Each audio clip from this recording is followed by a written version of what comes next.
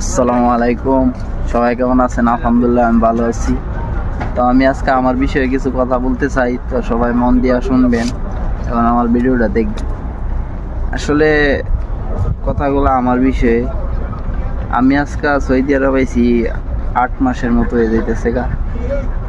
তো কিছুই করতে পারিনি, কারণ আমি এক জায়গায় কাজ করছিলাম প্রায় 6 মাস কাজ করছি।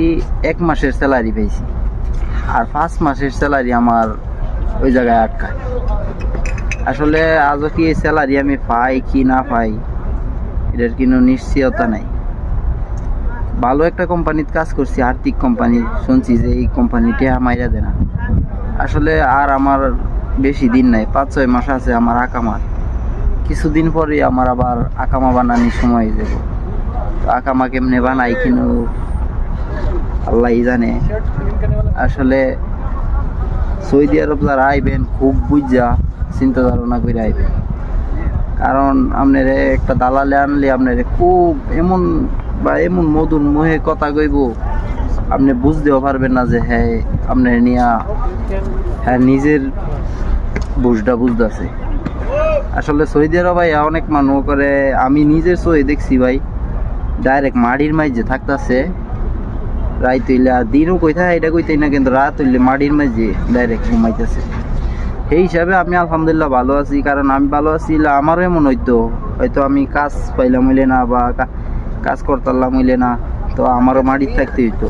কিন্তু আমার এক ভাই আমার না আছে দেখে আমি বর্তমানে আর কি মনে করেন ভালোই আছি। তো আমি ভালো আছি কারণ হইলো আমার যাই আমার আনছে, হ্যাঁ আমারে 15 মাসে আকামা দিছে।